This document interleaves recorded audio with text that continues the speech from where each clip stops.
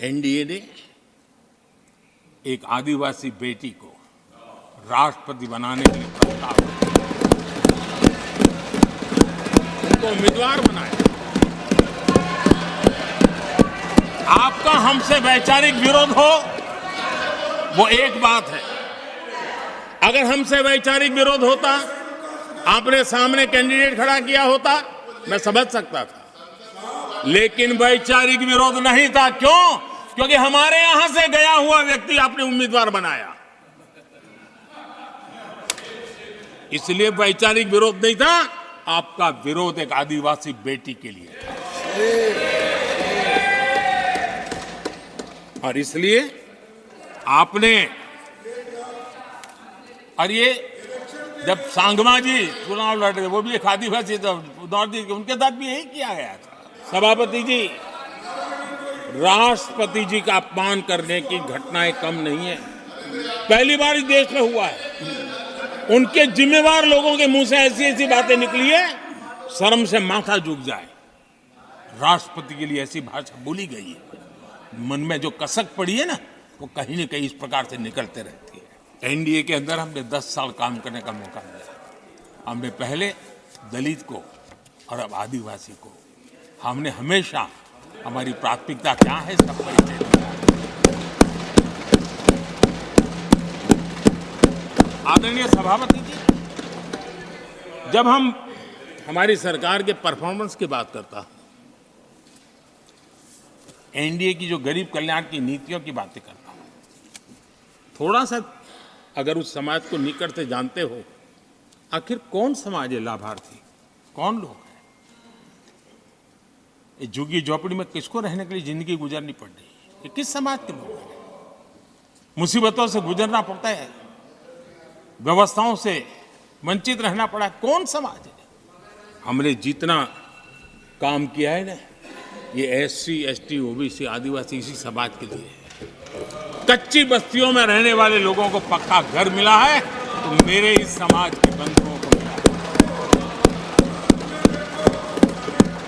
स्वच्छता के अभाव में हर वर्ग बीमारी से जूझना पड़ता था, उनको स्वच्छ भारत अभियान का लाभ देने का काम सभापति जी हमारी योजनाओं के तहत मिला है, ताकि उसको अच्छी जिंदगी जीने का अवसर मिला।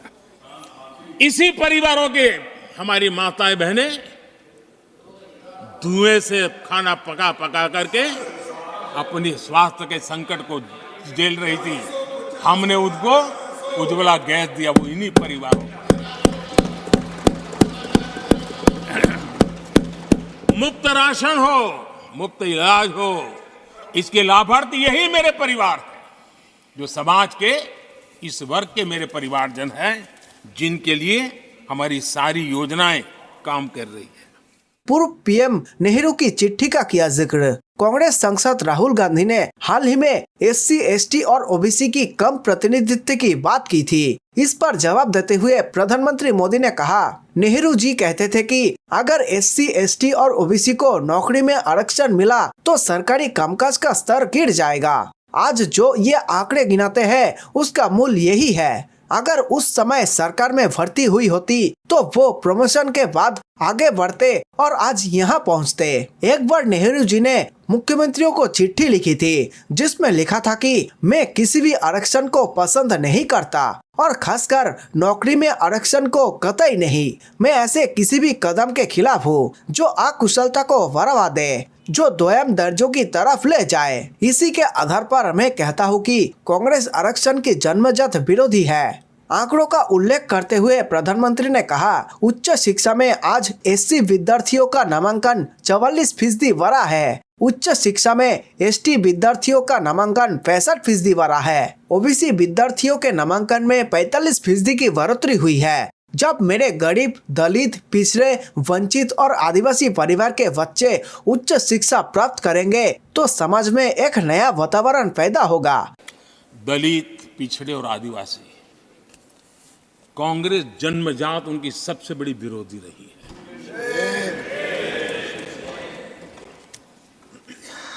और मैं तो कभी कभी सोचता हूं, अगर बाबा साहब न होते ना, तो शायद कि SC ST को आरक्षण मिलता कि नहीं मिलता, ये भी मेरे मन में सवाल उठता है।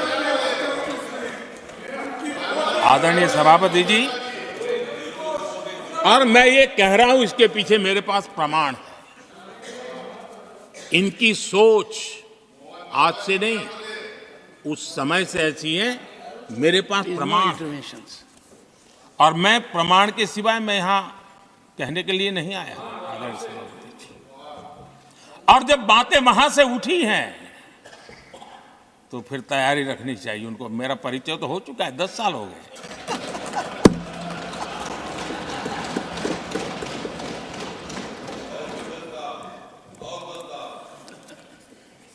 एक बार, और मैं आदरपूर्वक नेहरू जी को इन दिनों ज्यादा याद करता हूं, क्योंकि हमारे साथियों की अपेक्षा रहती है कि जरा उनको तो बोलो, कुछ तो बोल रहे थे। अब देखिए, एक बार नेहरू जी ने एक चिट्ठी लिखी थी, और ये चिट्ठी मुख्यमंत्रियों को लिखी थी। मैं उसका अनुवाद पढ़ रहा हूं।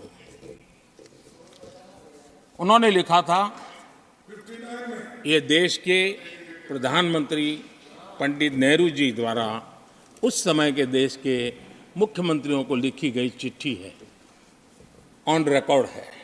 मैं अनुवाद पढ़ता हूं। मैं किसी भी आरक्षण को पसंद नहीं करता, और खासकर नौकरी में आरक्षण तो कतई नहीं। मैं ऐसे किसी भी कदम के खिलाफ हूं जो अकुशलता को बढ़ावा दे, जो दोयम दर्जे की तरफ ले जाए। ये पंडित नेहरू ने मुख्यमंत्रियों को लिखी हुई चिट्ठी है, और तब जाकर के मैं कहता हूं, ये जन्मजात इसके विरोधी है। नेहरू जी कहते थे, अगर SC ST OBC को नौकरियों में आरक्षण मिला तो सरकारी काम का स्तर गिर जाएगा। और आज जो आंकड़े गिनाते हैं ना कि इतने यहां हैं, इतने यहां हैं, उसका मूल यहां है, क्योंकि उस समय उन्होंने रोक दिया था, रिक्रूटमेंट ही मत करो। अगर उस समय सरकार में भर्ती हुई होती और वो प्रमोशन करते करते आगे बढ़ते तो आज यहां पर पहुंचते। सभापति जी, ये कोर्ट में पढ़ रहा हूं, आप वेरीफाई कर सकते हैं। मैं पंडित नेहरू का कोर्ट पढ़ रहा हूं।